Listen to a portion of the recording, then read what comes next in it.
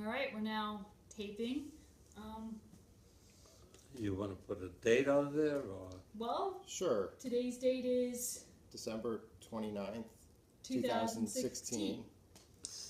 Yeah. And it's Melinda Goodman and Matthew Adler, We Melinda's husband. we are interviewing. Why don't you introduce yourself?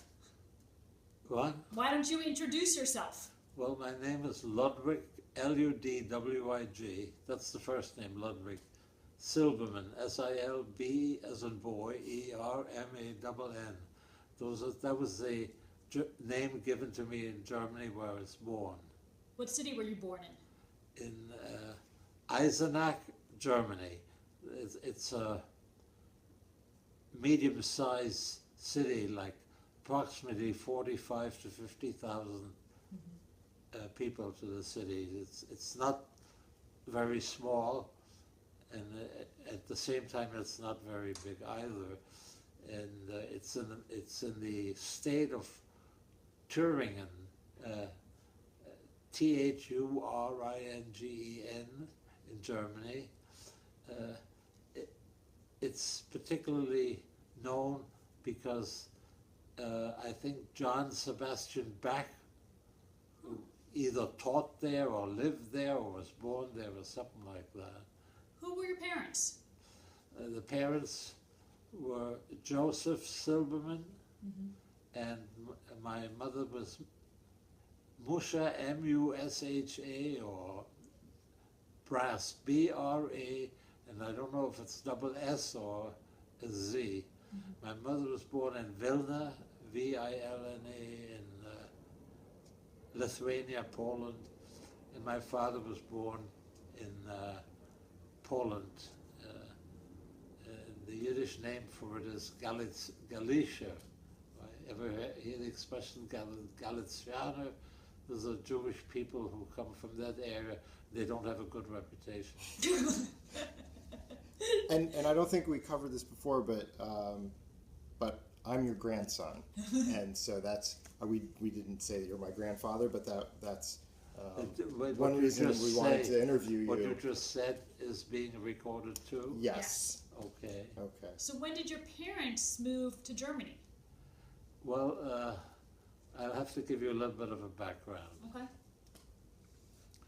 Okay.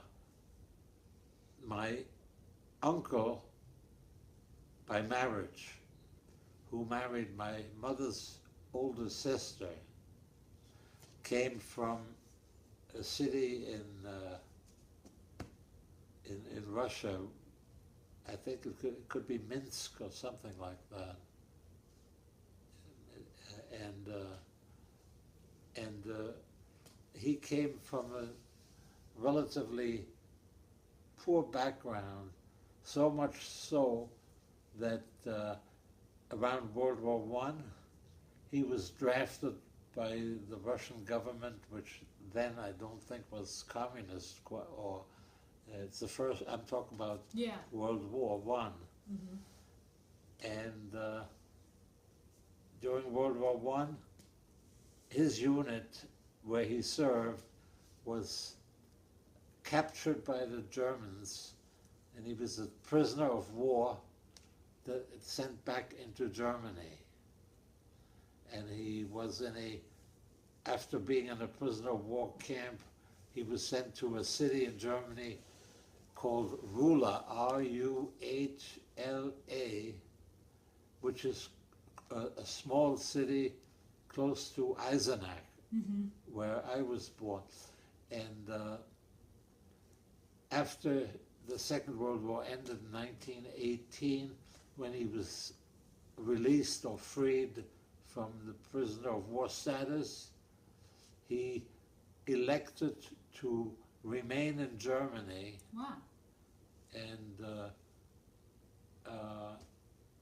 even became a German citizen and started a small textile business, and it was not uncommon at that time, particularly among Jewish people, to sell textile and soft goods to people in the villages in near cities in Germany.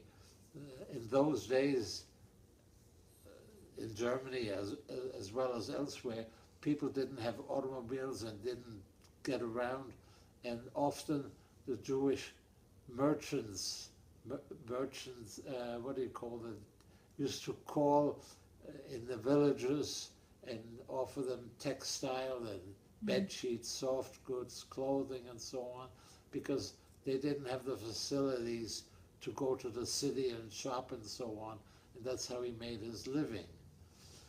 And between after World War I, his release from that prisoner of war camp and getting home to the city of Minsk, Russia, or whatever it was, he traveled through Poland and met my mother's older sister, whom he married and brought to live with him in Germany.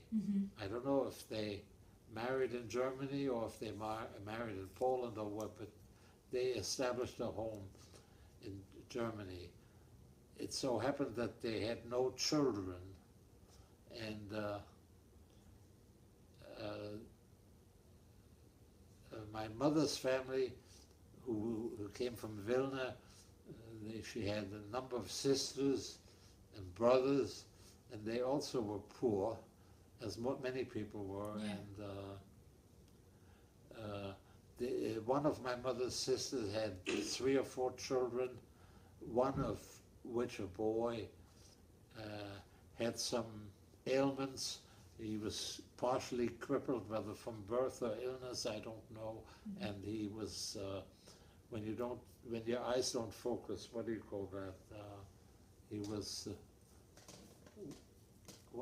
when your eyes are not Like a lazy eye, that type of thing. lazy eye or Strabismus. yeah, they brought him to Germany to live with them because they were able to afford to give him medical treatment and so on.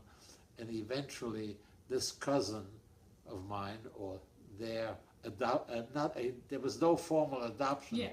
but they took the son over to live with them in Germany, and that turned out to be they were able to pay for his medical treatment and get him to go to school and so on. So he became like helping out the poor relatives in Vilna. And at one point they invited my mother, who was in her late 20s or early 30s, to come and visit. I think, I'm not sure of the facts, but I think my mother may have had a romance or something that didn't work out, and it was felt that she should come to Germany and spend some time with her sister and so on. During those days, and I'm talking about 1926, 27, 28, I'm not sure of the time. Those days, it was not uncommon for young men in Poland, Jewish young men mostly, who, when they reached the age of 18, they saw no future for themselves, and a lot of them emigrated out of Poland to come to the United States, to go to other places. And my father was one young man at age 18, because he was born 1930, not wanting to serve in the Polish army because he was not patriotic as far as Poland was concerned. He went to first Czechoslovakia, which was part of the path to getting to the United States, and from Czechoslovakia maybe to Germany, and then come to some kind of a port, maybe earn enough money to come to the United States, to earn enough money for passage to come to the United States. So he went from Poland to Czechoslovakia to Germany, and he lived in Frankfurt. And he was in his mid-20s at the time, and for some reason, it so happens that one of his sisters went to Israel from Poland, and two of his brothers went to the United States from Poland, and some of his cousins came to the United States, and his intention was to save enough money to get money for passage and come to the United States. But while he was trying to accumulate that, he went through the city of Eisenach, and That's when you met your mom? as is customary in those days, when a Jewish person comes to a small city in Germany, and there's a Jewish holiday, a Sabbath or something, some of the Jewish people in Eisenach, German Jewish people who lived there, would invite them for Sabbath or so on, and he met my mother while she was a guest at the uncle's house, and the uncle invited my father to give up whatever he was doing, and he married my mother probably in 1927 or thereabout, and my uncle took him in as an associate or a partner and whatever, and even though they didn't always get along, nevertheless, for a while they were working together, and eventually my father didn't get along with the uncle, and while the families remained close and everything, but business-wise, my father tried to buy a car, or didn't try, he bought an automobile, and he went to certain different parts in the vicinity trying to do what my uncle was doing, selling soft goods, being like it's one step above peddler, because he had a clientele that he used to visit. And that's how I was born in 1928, in November. And what was your childhood like? What? What was your childhood like before the war?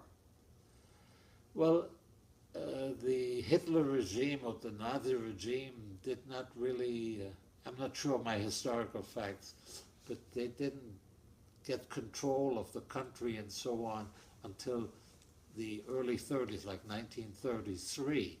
And they too were suffering a depression after the Second World War, and so I'm not entirely sure.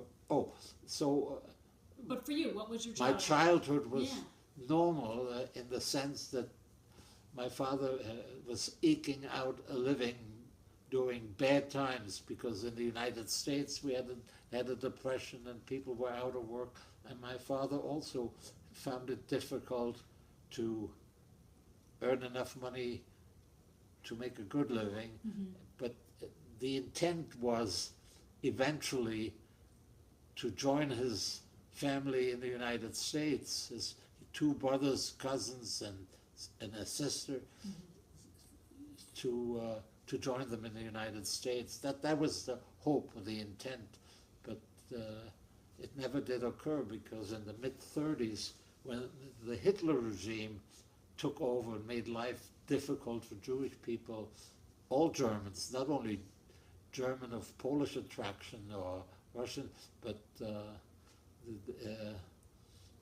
somehow coincidental with that time, even if he had the means to come to the United States, the refugees that the United States was accepting, there was a quota system, and a lot of people from Poland at that time tried to come to the United States, and the United States government imposed quotas, and there were long waits, and even when you had the means to come, you couldn't get a visa, or you had to wait a long time. So my parents were in Germany in the hope of making it to the United States. And the people in the United States made out affidavits or papers that they would be responsible for our family and so on.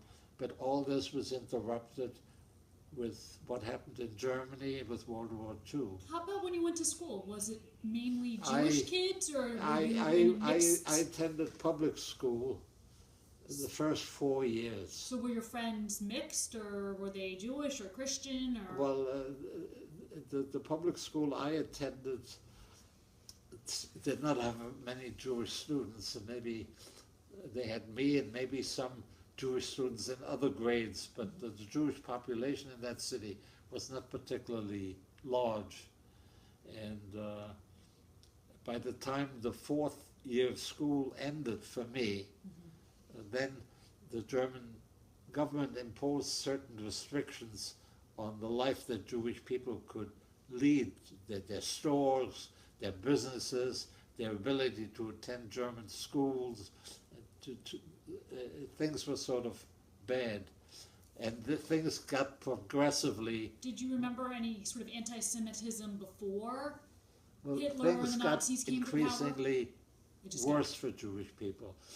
Came 1938 November, when they had the what do you call that? November in 1938. Kristallnacht. Kristallnacht, yes.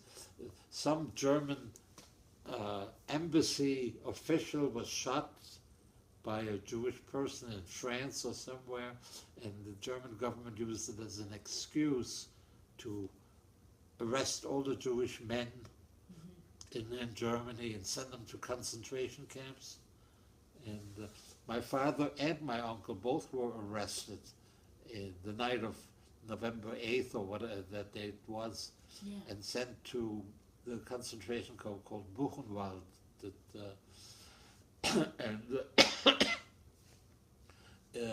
At that time, they didn't have the death camps yet. Maybe they had the death camps for political prisoners and so on, but the worst didn't happen yet, except the people of Jewish people of non-German citizenship could not stay in Germany, and people like my parents who came from Poland got a notice that they could no longer stay in Germany, and they were threatened to be sent back to Poland.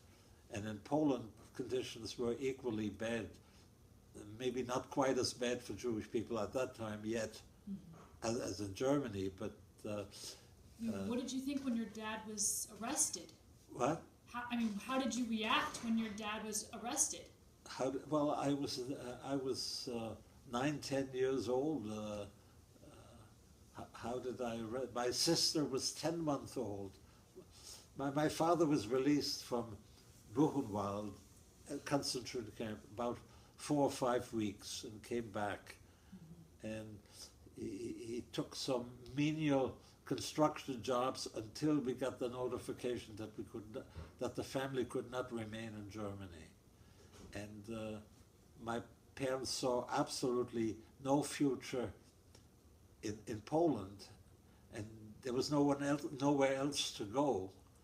However, there was one other Jewish family whose circumstances were not unlike those of my parents, who prior to our action, he was able to go illegally to Belgium and by himself, and then he got his wife to go illegally to Belgium along with his daughter.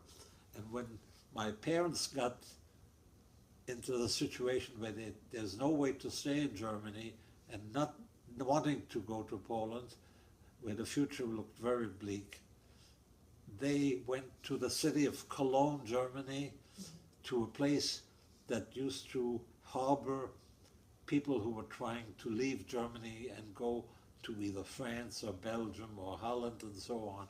And after selling the furniture and whatever little money they had to bribe people who illegally knew ways to take the people to Belgium, where at that time the Belgian government, they did not legally allow immigrants, but once you were there and you told them your intent was to emigrate to the United States, they would let you stay, but they wouldn't let you work there because they didn't want Jewish people, or anybody for that matter, to take away the jobs from the Belgian population.